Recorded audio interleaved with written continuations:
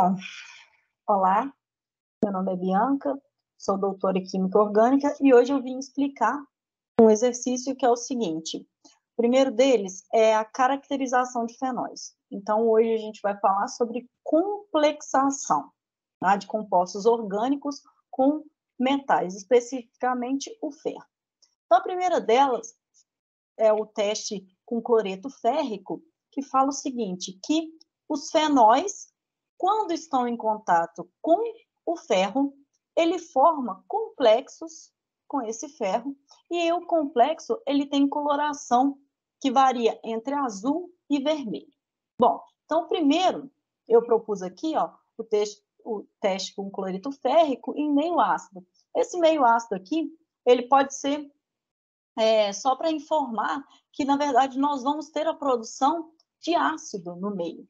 Então, o que acontece? Olha, nós temos o fenol aqui. Primeira reação que acontece é uma reação simples, reação ácido-base, no qual, por exemplo, pode ser a água, né, o par de elétrons do oxigênio, ele vai pegar esse hidrogênio aqui, ou pode ser um Cl-, como eu representei aqui para você. Então, nós temos o cloreto, o par de elétrons dele, como ele está na forma negativa, a forma aniônica, ele vai remover esse próton, ou seja, aqui nós temos a base removendo um próton do ácido. E aí essa ligação vai ser quebrada com o par de elétrons indo aqui em direção ao oxigênio, formando o fenolato. O fenolato está aqui representado. Por que essa reação ela é formada em meio básico? Em meio ácido? Porque essa base conjugada aqui, ela é muito estabilizada por deslocalização de elétrons.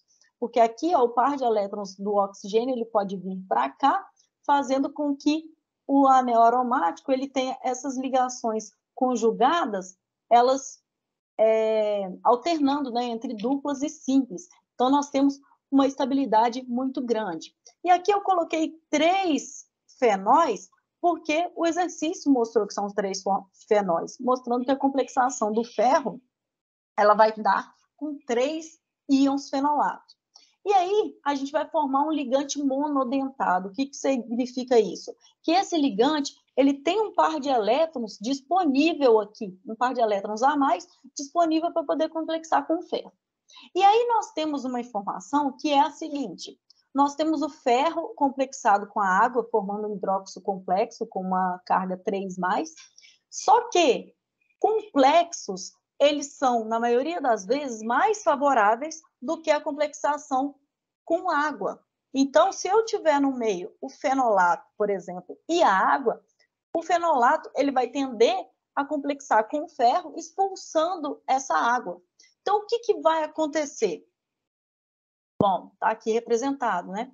O fenolato, ele vai, né? 3 fenolatos vão substituir 3 águas. Observe aqui que nós temos 3 águas sendo eliminadas. E aí nós temos o ferro complexando com as 3 águas restantes aqui e os 3 fenolatos. Por que vai ter esse tipo? Porque está lá escrito no exercício, né? O exercício já está falando para mim quantos são os complexos formados. E como que forma esses complexos? Nós temos pares de elétrons ali, tanto no fenolato quanto no oxigênio, que vão ficar ali entre o ferro e entre o oxigênio, representado aqui, na verdade, por essa ligação, que na verdade não é uma ligação propriamente dita, né? Porque nós teríamos um cátion reagindo com um ânion aqui, mas é esse complexo aqui formado. E aí, o que acontece? Esse complexo, ele vai ser formado mediante, se eu tiver um meio que é ácido, porque meio ácido vai fazer com que a gente vai ter essa remoção do hidrogênio ali, do fenol, né? Então, beleza, vai ter essa formação, e aí toda vez que a gente tiver esse complexo no meio, e o ferro, ele vai tender a complexar, formando esses complexos coloridos, tá? E a segunda reação que ele fala é essa aqui, ó. A segunda reação é o teste do ácido hidroxâmico. E que ele fala? Olha só, ele fala que ésteres de ácidos carboxílicos, né, ou seja, ésteres que são derivados de ácido carboxílico, vai ter uma reação com hidroxilamina e cloreto férrico para formar complexos com esse ferro, é um complexo demonstrado aqui, que tem a coloração roxa. Então, a primeira coisa que acontece é o cloridrato de hidroxilamina estando aqui em meio básico. Observe, então, o que eu propus. Quando ele está, o cloreto que está lá descrito, ele está ponto HCl. O que quer dizer isso? Que ele está ácido, né? Quando a gente tem meio básico, nós vamos ter a neutralização desse HCl, formando, portanto, um NH2OH. Esse NH2OH que vai ser responsável por reagir com o éster. Então, o que nós vamos ter? Olha só, nós temos esse par de elétrons aqui, altamente nucleofílico, nós temos o par de elétrons do oxigênio e o par de elétrons do nitrogênio, mas o nitrogênio ele é mais nucleofílico do que o oxigênio, nesse caso. E aí nós temos um eletrófilo, que é o éster, que é, na verdade, o carbono do éster, né? Que está aqui deficiente de elétrons. E aí o que vai acontecer? Um ataque. Esse nitrogênio vai atacar aqui, como o carbono ele já está fazendo 4 ligações, esse ataque vai fazer com que esse par de elétrons vá aqui em direção ao oxigênio, formando este intermediário aqui. E aí, eu estou propondo uma coisa sendo feita em meio básico, então o que vai acontecer? A reconstituição da carbonila, expulsando aqui esse CH3, CH2O-. Se fosse em meio ácido, que poderia ser também, ia expulsar o etanol. Por que eu estou propondo dessa forma? Porque da forma que eu fiz, vai formar o saldo ácido, que é o que pede no exercício. O exercício fala que a etapa é de formação desse saldo ácido. Então, o que vai acontecer? Olha, quando ele vai expulsar esse CH3, CH2, o que ficou? Um C dupla O, aqui representado, um NH2OH. E tem o Cl-. Observe que eu coloquei aqui essa chave para mostrar, ele está positivo, tem um Cl- aqui. De onde veio esse Cl-? Desse HCl aqui, porque quando nós temos a neutralização com base, vai formar, na verdade, água mais o Cl- e o cátion ali derivado da base, tá? Então, forma o saldo ácido. Em meio básico, em meio ácido, o que vai acontecer?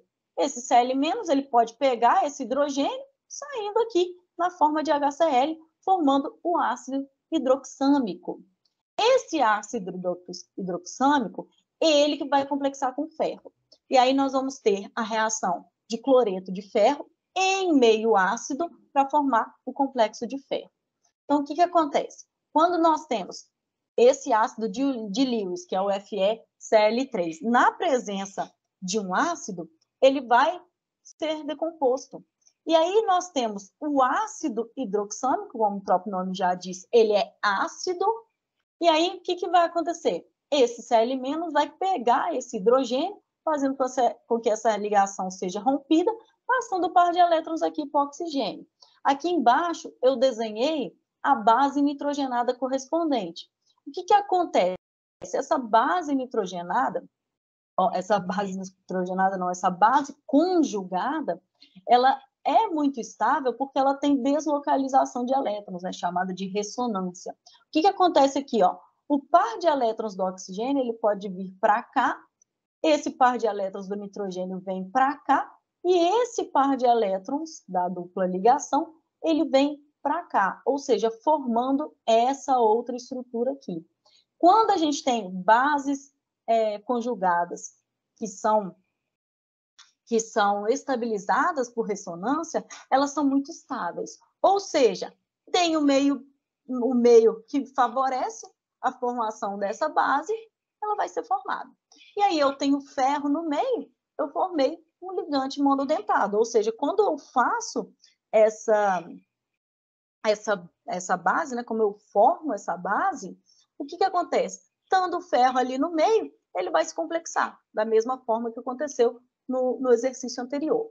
E aí, o que acontece? Olha só, o oxigênio, que estava aqui como carga positiva, ele vai se complexar com o ferro. A gente sabe que são 3 complexos formados. Observe que nessa parte aqui que eu circulei, cada uma delas é uma base que veio do ácido hidroxâmico. Então, nós temos aqui nessas linhas mostrando a coordenação do ferro com o oxigênio, e eu coloquei dessa forma porque nós temos um C-O que vai se coordenar ao ferro, porque o oxigênio aqui ele tem elétrons e o ferro ele está deficiente de elétrons. E aí vai ter essa coordenação. E esse complexo ele é favorecido porque é uma coordenação de 5 membros. Observe, olha só, aqui nós temos o ferro, vai ser 1, 2, 3, 4, 5 membros. É como se nós estivéssemos formando aqui, com cada um desses, um anel de 5 membros, que são muito estáveis. Então, a coordenação do ferro com o ácido hidroxâmico, ele é favorecida. Quando que ele é favorecida, né? Primeiramente, tem que estar em meio que vai fazer com que essa base conjugada seja formada, porque nós precisamos desse ligante, tá bom? Então, o exercício é basicamente disso aí, ok? Obrigada.